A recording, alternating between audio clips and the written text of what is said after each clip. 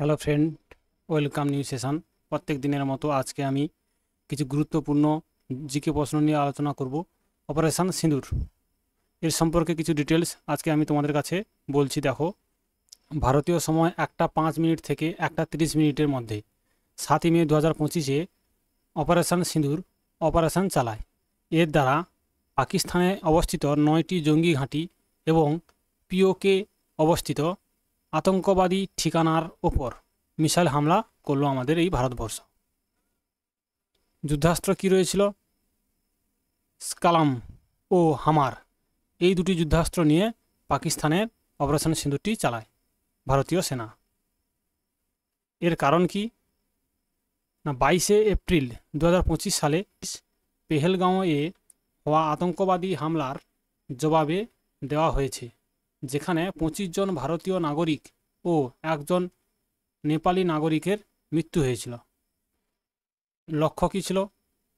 Operation সিঁদুর এর উদ্দেশ্য ছিল পাকিস্তানে ও পিওকে অবস্থিত জঙ্গি ঘাঁটিকে ধ্বংস করা, যেখানে ভারতের বিরুদ্ধে আতঙ্কবাদীরা বিভিন্ন অপারেশন নকশা তৈরি করত। হামলা স্থান কোন কোন জায়গায় ভারতীয় সেনা হামলা চালায়? ভারতীয় সেনা 9টি স্থানে জঙ্গি ঘাঁটিগুলিকে মিসাইল দিয়ে উড়িয়ে দিয়েছে। সেই 9টি স্থান কি কি? প্রথমে রয়েছে মারকচ সুভান, বহাওয়ালপুর, জয়শে মোহাম্মদের হেডকোয়ার্টার ছিল এখানে। এখান থেকে পুলওয়ামাতে আক্রমণের নকশা বানিয়েছিল জঙ্গিরা। দ্বিতীয় স্থান ছিল মার্কাজ তৈবা, মুরিদকে লস্করের ট্রেনিং ক্যাম্প ছিল এখানে। 2008 সালে যে মুম্বাই হামলা চালিয়েছিল।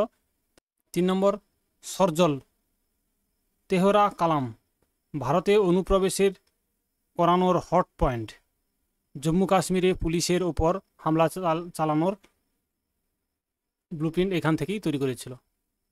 4 নম্বরে মেহে মুনা, শিয়ালকোট, হিজবুল ও মুজাহিদ এর প্রধান ঘাঁটি ছিল এখানে। এখান থেকে পাঠানকোট এয়ারবেসে আক্রমণের ছক এই শিবির থেকেই হয়েছিল। 5 নম্বরে মার্কাজ আহলে হাদিথ, বারনালা, ভারতে অনুপ্রবেশ করানোর হট পয়েন্ট ছিল এখানে।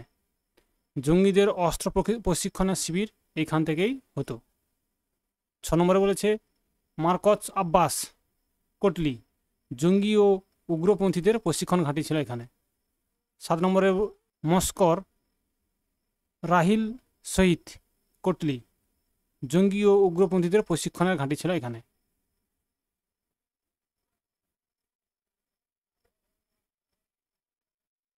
এছাড়াও এখান থেকে 2023 ও 24 সালে তীর্থযাত্রীদের বাসে যে হামলা চালিয়েছিল এই ক্যাম্প থেকে। 8 নম্বরে সাহাই নালা ক্যাম্প, মুজাফফরাবাদ, এখানে লস্করের ট্রেনিং ক্যাম্প আছে। এখান থেকেই পেহেলগাঁও হামলার ছক জঙ্গিরাই কষেছিল। 9 নম্বরে সৈয়দনা বিনাল ক্যাম্প, মুজফ্ফরাবাদ, এখানেও লস্করের ট্রেনিং ক্যাম্প আছে। সূত্রের খবর, এই ঘাঁটিগুলোতে মোট 900 জন জঙ্গি ছিল। রণনীতি কী ছিল? ভারতীয় সেনা স্পষ্ট করেছে, আমাদের পদক্ষেপগুলি এবং নিয়ন্ত্রিত পরিমাপিত ছিল। কোনো পাকিস্তানি সাধারণ মানুষের ওপর করা হয়নি আমাদের এই হামলা। কেবলমাত্র পাকিস্তানের মাটিতে অবস্থিত সমস্ত জঙ্গি ঘাঁটিগুলোকে বেছে বেছে ধ্বংস করা হয়েছে। সৈন্য ও আতঙ্কবাদী বিরোধী অপারেশন বিজয় 1999 সালে এটি হয়েছিল। অপারেশন বিজয় ছিল ভারতীয় সেনাবাহিনীর একটি সামরিক অভিযান, যা 1999 সালের কার্গিল যুদ্ধে কর্তৃক পাকিস্তানি অনুপ্রবেশকারীদের উচ্ছেদ করে ভারতীয় বাহিনীকে পুনরুদ্ধার করা। এটি কার্গিল যুদ্ধে ভারতীয় সেনাবাহিনীর বিজয়ের প্রতীক এবং এর নাম ছিল অপারেশন বিজয়। অপারেশন পরাক্রম 2001 থেকে 2002, এর উদ্দেশ্য কী ছিল? ভারতীয় পার্লামেন্ট হামলায় পাকিস্তানের মদত থাকায় অভিযোগে ভারত এই পদক্ষেপ নিয়েছিল।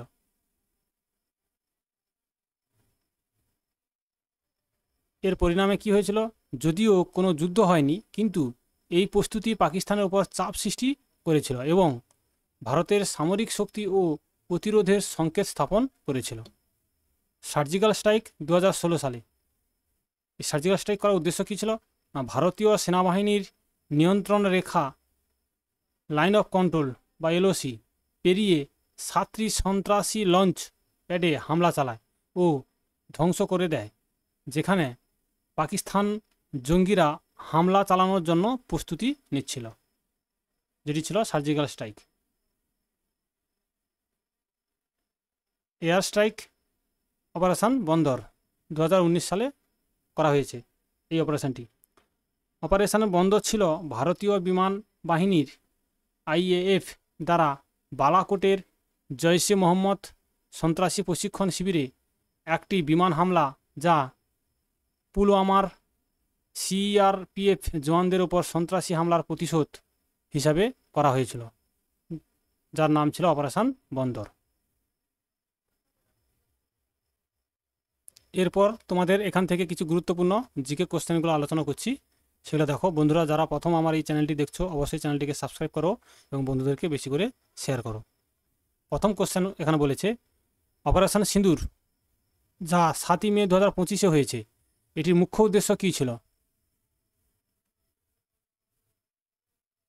সঠিক উত্তর হবে পাকিস্তানের ভেতরে আতঙ্কবাদী ঘাঁটিকে নষ্ট করা ও গতিবিধিকে নিয়ন্ত্রণ করা। Option B is a right answer. পরের কোশ্চেন, অপারেশন ত্রিশূল ও অপারেশন পবন কিসে সম্বন্ধিত?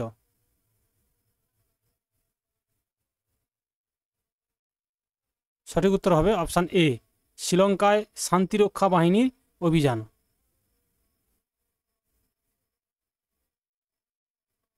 পরের কোশ্চেন, অপারেশন বিজয় কোন যুদ্ধের সাথে যুক্ত? অপারেশন বিজয় কার্গিল যুদ্ধের সাথে যুক্ত। এই কার্গিল যুদ্ধ হয়েছিল 1999 সালে। পরের কোশ্চেন, অপারেশন গঙ্গা কোন দেশের ভারতীয় ছাত্রদের ফিরিয়ে আনার জন্য শুরু করা হয়েছে? সঠিক উত্তর হবে ইউক্রেন। এই অপারেশনটি করা হয়েছিল 2022 সালে। পরের কোশ্চেন, অপারেশন ব্লু স্টার কার বিরুদ্ধে চালানো হয়েছিল? সঠিক উত্তর অপশান সি, স্বর্ণ মন্দিরে লুকানো খালিস্তানি আতঙ্কবাদীদের বিরুদ্ধে। পরের কোশ্চেন, অপারেশন রাহাত এর উদ্দেশ্য কী ছিল? অপারেশন রাহাত হয়েছিল 2015 সালে। এর প্রধান উদ্দেশ্য ছিল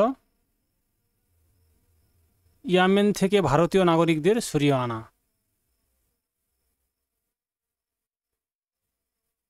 পরের কোশ্চেন, অপারেশন মেঘদূত কোন স্থানের উপর নিয়ন্ত্রণের জন্য চালানো হয়েছিল? সঠিক উত্তর হবে সিয়াচেন গ্লেসিয়ারের ওপর নিয়ন্ত্রণ চালানোর জন্য করা হয়েছিল অপারেশন মেঘদূত। এটি হয়েছিল 1984 সালে। 1984 সালে অপারেশন মেঘদূত করা হয়েছিল। পরের কোশ্চেন, অপারেশন গ্রিন হান্ট কার বিরুদ্ধে ছিল?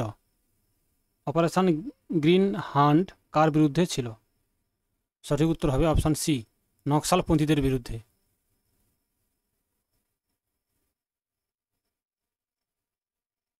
পরের কোশ্চেন, অপারেশন দোস্ত এর সম্বন্ধ কিসের সাথে? অপারেশন দোস্ত এর সম্বন্ধটি কিসের সাথে যুক্ত? সঠিক উত্তর হবে তুর্কি ভূমিকম্প থেকে বাঁচানোর। তুর্কিদের ভূমিকম্প থেকে বাঁচানোর জন্য অপারেশন দোস্ত এই অপারেশনটি চালানো হয় 2023 সালে।